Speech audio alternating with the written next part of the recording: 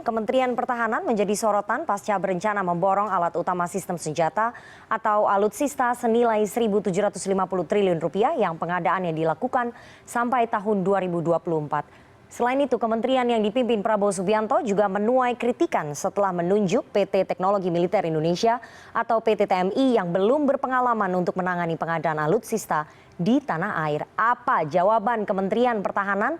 Kini kita sudah terhubung dengan Daniel Anzar Simanjuntak, juru bicara Menteri Pertahanan. Selamat sore Bang Daniel. Selamat sore, Assalamualaikum Mbak Rifana. Waalaikumsalam warahmatullahi wabarakatuh. Bang Daniel, langsung saja kita ingin konfirmasi apakah benar Kementerian Pertahanan mengajukan draft Perpres tentang pemenuhan kebutuhan alat pertahanan dan keamanan senilai Rp1.750 triliun, Bang Daniel?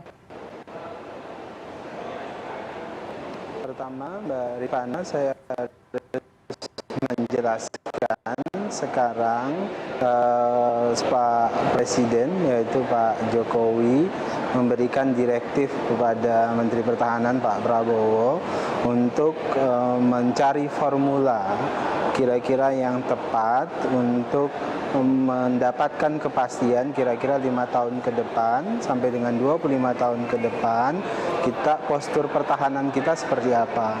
Kita memiliki senjata atau alutsista apa-apa saja. Nah, berangkat dari situ kemudian Pak Prabowo mencari formula. Nah, salah satunya adalah Pak Prabowo mendesain atau Kementerian Pertahanan mendesain berbagai formula. Nah, salah satu formula yang dibahas dan masih dalam proses pembahasan itu adalah formula melalui rancangan Perpres itu, dan itu masih dalam proses pembahasan, penjajakan, pengujian dan sebagainya. Nah, oleh sebab itu pertama yang ingin saya sampaikan, kami sayangkan kemudian ada dokumen yang masih dalam proses pembahasan, perencanaan dan pengujian itu bocor.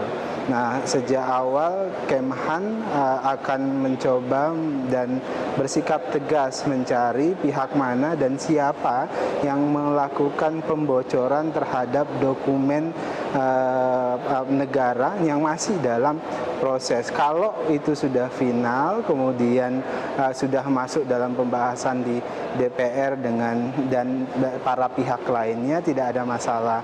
Nah, masalahnya adalah ini dokumen yang masih dalam proses pembahasan dan itu masih diuji secara terus-menerus. Itu pertama.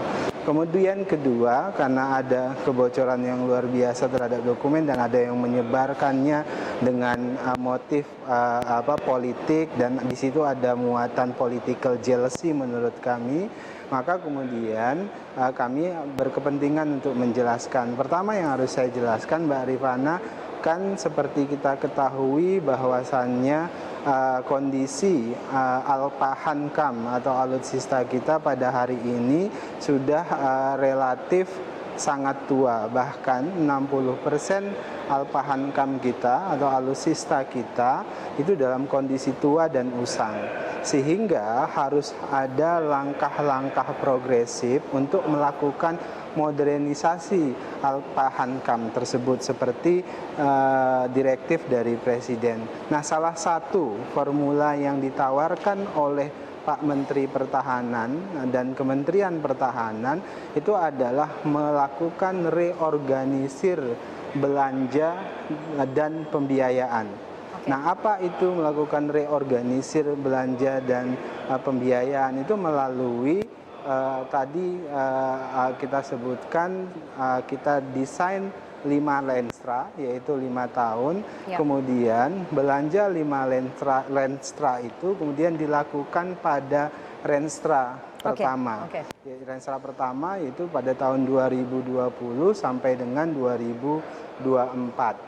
Jadi kita desain misalnya sampai dengan 2044 kita butuh Alpahankam apa saja. Artinya di 2024 nanti di 2025 dan 2026 kita sudah dapat postur Alpahankam atau alutsista yang ideal yang sudah kita belanjakan. Baik. Jadi kita belanjakan di periode Renstra pertama. Ya. Nah, pertanyaan berikutnya, dari mana pembiayaan atau anggaran untuk melakukan belanja alpahankan tersebut? Ya, berasal memang dari pinjaman luar negeri. Oke. Nah, tapi penjelasan yang harus saya sampaikan adalah pinjaman luar negeri ini tidak membebani APBN kita, dan artinya dia tidak mengganggu alokasi anggaran untuk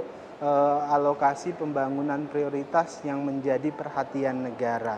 Kenapa begitu? Karena pinjaman ini diperoleh secara jangka panjang, bunga rendah dan ringan, dan dia dibayarkan selama 25 tahun ke depan melalui alokasi APBN Kemhan. Jadi belanja Kemhan yang sudah rutin itu yang kemudian ikut nanti membayar angsuran atau cicilan dari pinjaman luar negeri ini. Artinya apa? Artinya tidak mengganggu alokasi APBN kita di satu sisi, di sisi lain juga tidak mengganggu pembangunan jangka panjang terkait dengan kesejahteraan. Di sisi yang lain, beban negara di 25 tahun ke depan itu juga tidak bertambah. Kenapa tidak bertambah? Toh belanja alutsista tetap dilakukan setiap tahun. Kira-kira begitu. Oke, Bang Daniel, Anda mengakui bahwa skemanya adalah pinjaman luar negeri supaya tidak membebani APBN, tapi pertanyaan saya, apakah kemudian skema pinjaman luar negeri ini pernah dilakukan oleh Menhan sebelumnya atau baru zaman Pak Prabowo waktu menjadi Menteri Pertahanan saja, Bang Daniel? Bukan hanya Kementerian Pertahanan, dari periode ke periode pasti ada pinjaman luar negeri. Kementerian yang lain atau secara keseluruhan adalah APBN kita juga di backup ketika kita tidak mampu mendapatkan pembiayaan dari pendapatan negara yang lain, juga ditopang oleh pinjaman luar negeri. Ini kan pilihan di tengah pilihan-pilihan yang sulit. Kenapa begitu? Karena ya tadi saya sebutkan modernisasi alutsista itu pada saat ini adalah keniscayaan. Seperti beberapa hari yang lalu kan ada survei dari Litbang Kompas yang menyatakan publik 98% setuju mendorong modernisasi alutsista. Nah, modernisasi alutsista itu tidak bisa dilakukan kalau kemudian kita tidak punya alternatif pembiayaan. Nah, alternatif pembiayaan pada hari ini salah satunya ya dari PLN. Tapi skema PLN yang diajukan oleh Kementerian Pertahanan tadi saya sebutkan, dia tidak membebani alokasi APBN untuk sektor lain, dan dia juga tidak membebani negara dalam jangka waktu panjang. Kenapa? Karena memang dia tetap dibayarkan melalui cicilan alokasi dari alokasi APBN-nya Kemhan. Dengan asumsi setiap tahun selama 25 tahun ke depan alokasi belanja Kemhan atau anggaran Kemhan di APBN itu harus konsisten sekitar 0,8% dari PDB kita. Sehingga angsuran cicilan flatnya selama 25 tahun itu tetap bisa rutin dibayarkan dari alokasi yang dimiliki oleh Kemhan setiap tahun itu. Artinya anggaran sebesar 1.750 triliun itu masih belum final begitu ya, masih harus dibahas lagi, belum final, dan pinjaman luar negerinya juga sekali lagi tidak membebani APBN, dan itu tidak hanya dilakukan oleh Pak Prabowo sebagai Menhan begitu ya, tapi dilakukan oleh kementerian lain. Nah, selain polemik soal anggaran yang sangat besar, tidak dilakukan oleh Pak Prabowo, ini adalah bagian dari pembahasan mendalam bersama dengan Menteri Keuangan, Bappenas, termasuk Kementerian BUMN, karena nanti mereka terkait dengan offset atau alih teknologi, konten lokal dan sebagainya. Jadi kita bicarakan multisektor, dan tentu tidak menjadi keputusan tunggal dari Pak Prabowo, tapi Pak Prabowo mengajukan formula terbaik melakukan modernisasi alutsista hari ini adalah melalui reorganisir belanja, dan pembiayaan. Oke, selain soal anggaran yang menjadi polemik, Kemenhan juga disorot, Bang Daniel, ada dokumen yang juga beredar terkait pendirian PT TMI, Teknologi Militer Indonesia. Perusahaan ini dibentuk 2 bulan pasca Pak Prabowo menjadi Menhan. Sebetulnya tugas dan fungsi PT TMI ini apa? Apakah kemudian melanggar undang-undang karena di bawah yayasan kemudian boleh berbisnis alutsista? Bisa Anda jelaskan? Pertama, yang harus saya jelaskan tidak ada pelanggaran undang-undang di situ. Pertama, Kementerian Pertahanan tidak membuat PT. Yang membuat PT itu adalah Yayasan Pengembangan Potensi Pertahanan. Jadi yayasan itulah yang membuat PT, kemudian mereka tidak sama sekali melakukan kontrak dengan Kementerian Pertahanan dan maupun vendor-vendor yang lain. Pak Prabowo hanya ingin memastikan tidak ada lagi praktek mafia alutsista yang terjadi di Indonesia, karena selama ini kan banyak sekali agen-agen yang menjadi broker dalam belanja alutsista. Nah, ini dipotong oleh Pak Prabowo, makanya kemudian sepertinya banyak yang gerah, banyak yang kelabakan dengan upaya Pak Prabowo melawan mafia alutsista ini, sehingga muncul isu-isu, rumor, gosip yang macam-macam. Nah, pada prinsipnya Pak Prabowo ingin memotong proses pembrokeran dari alutsista. Beliau mengawasi secara langsung, beliau berkomunikasi secara langsung dengan pemerintah produsen alutsista maupun produsen alutsista di luar negeri. Jadi prinsipnya Kemhan tidak pernah memiliki PT, yang ada adalah yayasan membentuk PT, kemudian melakukan bisnis as usual. Sama halnya misalnya ketika Kementerian Keuangan membentuk SMI yang mengurusi PT SMI yang mengurusi terkait dengan pembiayaan infrastruktur dan sebagainya. Artinya PT TMI ini tidak akan melakukan bisnis begitu, Bang Daniel? TMI tidak akan melakukan kontrak dengan Kementerian Pertahanan di satu sisi terkait dengan belanja-belanja alutsista yang dilakukan oleh Kementerian Pertahanan. TMI juga tidak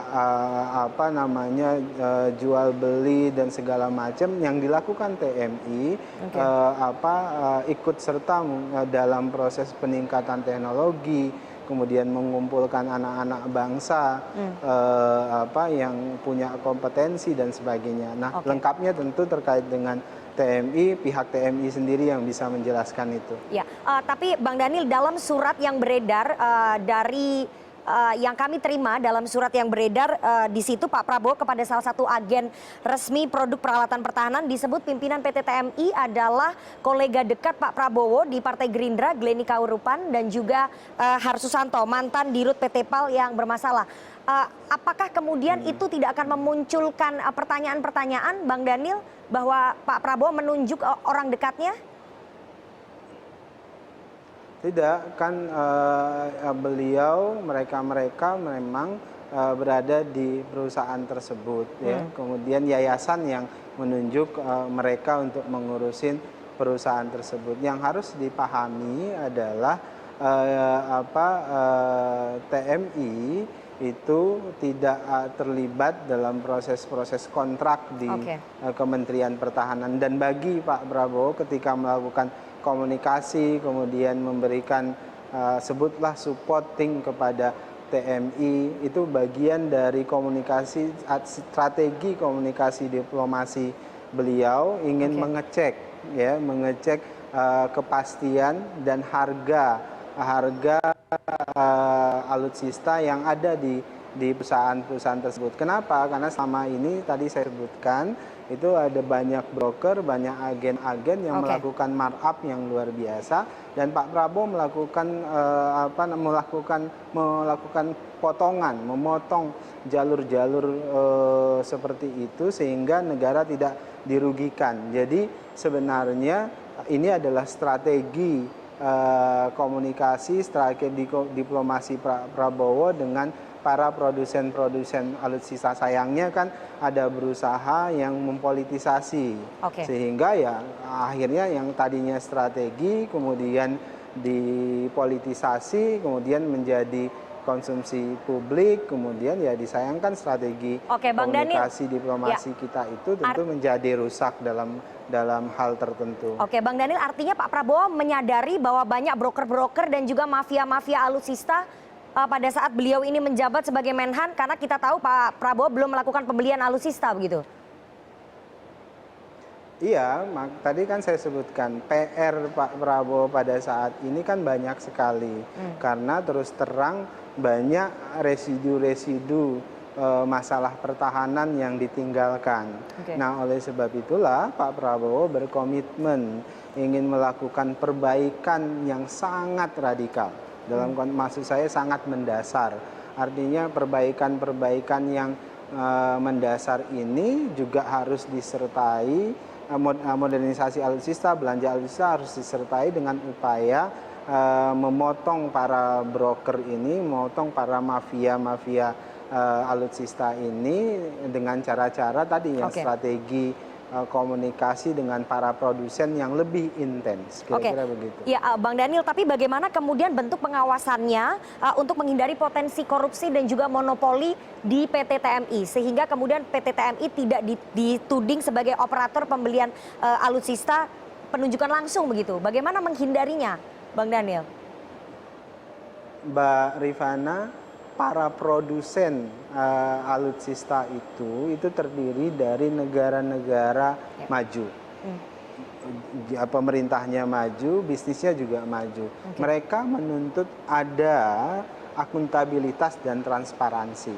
Kalau diajak kong kali kong itu sulit sekali.